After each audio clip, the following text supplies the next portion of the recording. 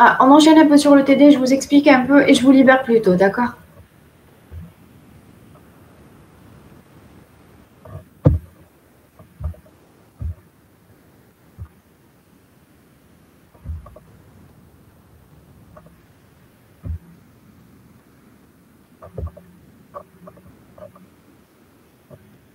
Alors, est-ce que vous voyez le partage de la série TD?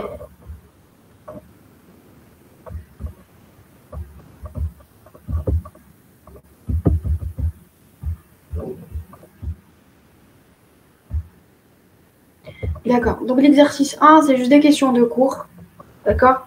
À faire une comparaison entre un système embarqué et un système standard. Citer quelques caractéristiques d'un système embarqué.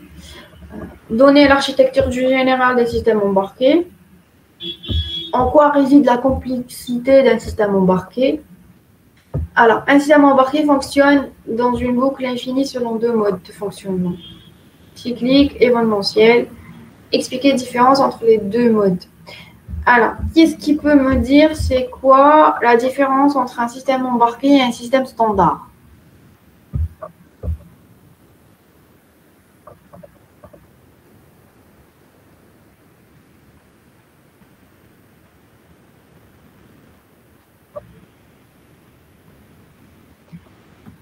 Pas de restriction sur quel point?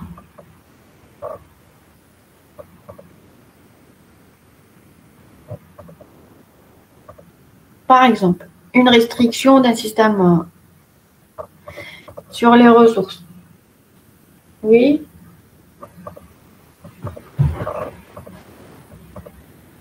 Il y a aussi des restrictions sur les ressources sur un système standard. On n'a pas une mémoire, par exemple, infinie. D'accord?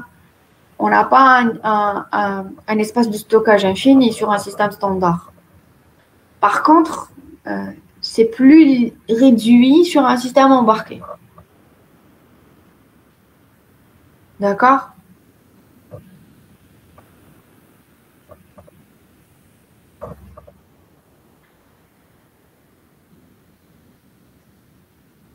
Voilà.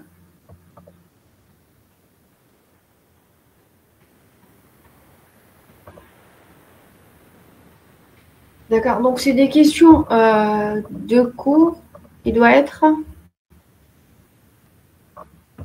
compatible avec le matériel. Vous voulez dire? Oui.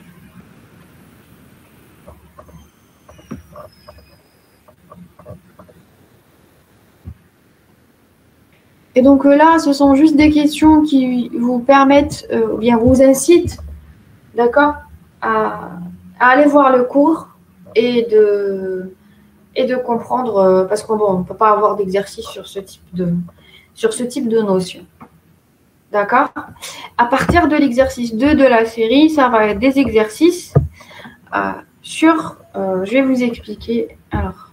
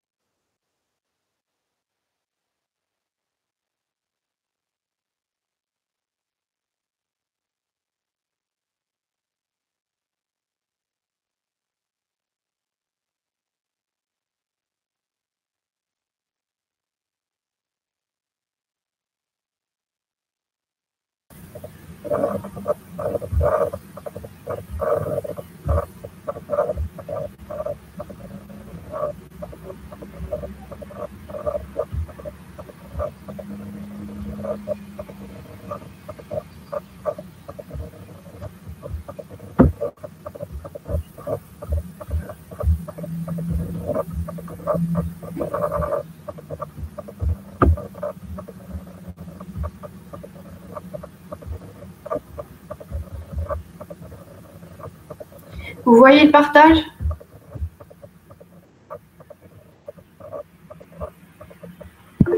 Oui, madame. D'accord. Merci.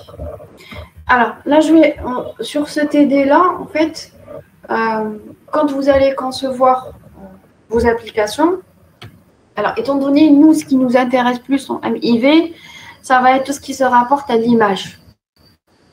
D'accord? Alors, quand vous allez concevoir votre application, vous allez voir en fait qu'il va falloir faire attention à certaines notions. D'accord? Tout ce qui concerne image. Alors, pour que l'application que vous allez la concevoir puisse s'exécuter sur différents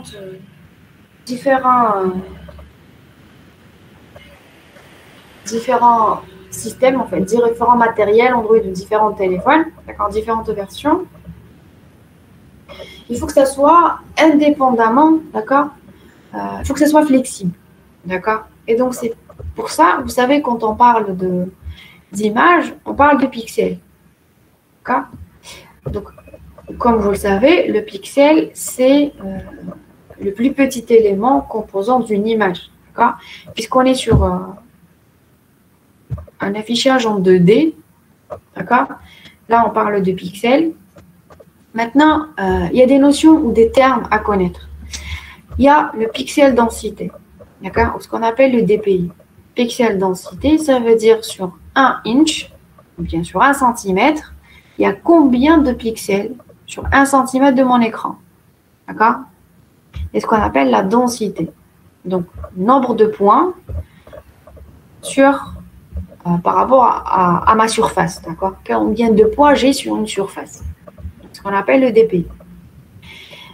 Mais quand vous allez concevoir, vous allez voir qu'il faut utiliser les independent pixels, ce qu'on appelle le pixel virtuel, d'accord? Donc, quand vous allez concevoir votre application qui nécessite des images en utilisant la notion de pixel virtuel, donc il va être indépendant de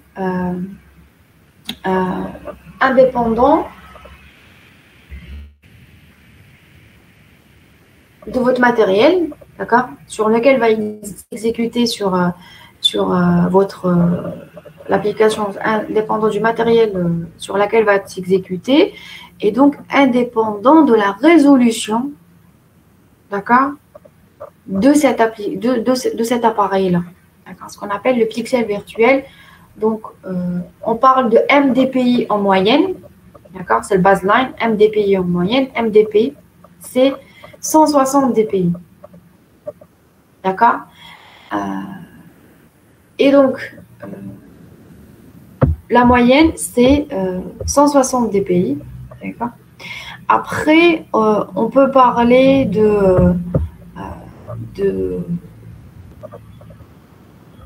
regardez, ici, ça veut dire qu'au minimum, le baseline, c'est 1, donc on a MDPI, et donc on a 160 dpi, par exemple. Après, on a des appareils avec des résolutions plus grandes, d'accord, jusqu'à arriver à 4 fois le baseline, d'accord, et ce qu'on appelle 3x HDPI. D'accord, c'est ce qui est équivalent à 160 fois 4, donc 640 dpi. D'accord. Donc là, quand nous allons concevoir nos applications, on va utiliser le pixel virtuel, donc il va être indépendant de la résolution de. Vous avez là deux téléphones, deux affichages d'images avec des résolutions différentes. D'accord. Si vous ne faites pas attention, vous allez avoir ce type d'affichage complètement difformé. D'accord? Donc, c'est pour ça qu'il faut faire attention à utiliser le independent pixel pour qu'à chaque affichage, même si c'est des appareils à des résolutions différentes, vous allez avoir un affichage plus uniforme.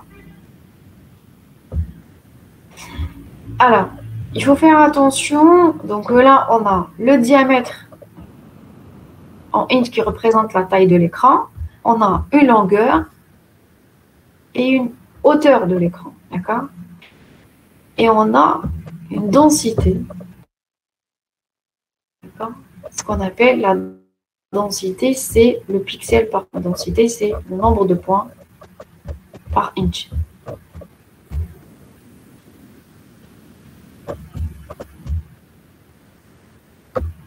D'accord. Et donc là, bon là, vous avez une description de toutes les densités qu'il y a, du MDPI jusqu'à... D'accord. Donc là, vous trouvez le tout sur le site d'Android Developer. D'accord. Vous avez toutes les résolutions. Maintenant, faites ce qui est demandé pour qu'on puisse exercer. Vous allez voir, en fait, je vais vous montrer ça au premier TP. D'accord?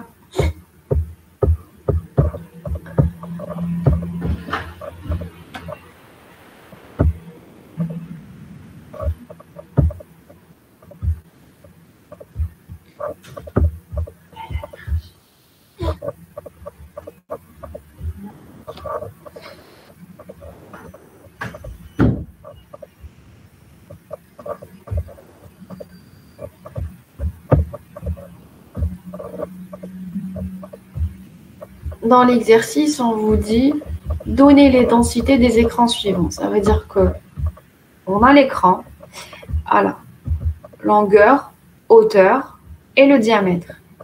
Et on nous demande de calculer les densités de chaque écran. D'accord?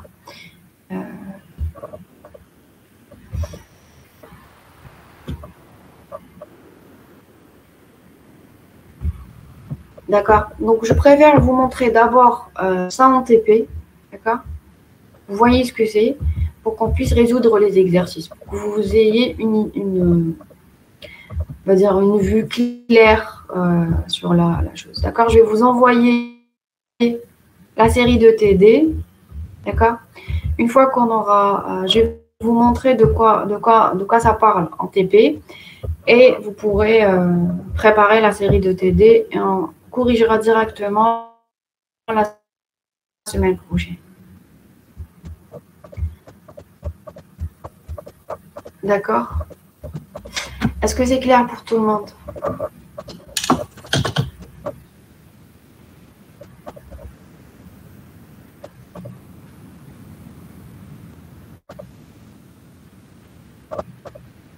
D'accord. Donc, je vais vous envoyer maintenant la série de TD et la série de TP. D'accord? Et je vais vous montrer ces histoires de densité en TP et ce qui va vous permettre de résoudre directement les exercices qu'on corrigera. Donc, le prochain TD, on fera que les corrections. D'accord? Donc, je vais vous demander juste d'essayer de préparer. Essayez. D'accord? Essayez de préparer. Comme ça, on pourra tout corriger dans la séance. D'accord?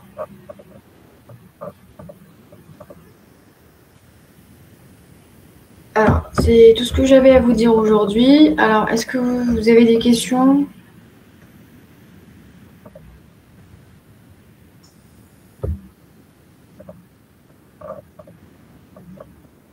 D'accord. Alors, je vous souhaite de passer une bonne journée. Merci à vous de même, madame. Merci. Merci, au revoir.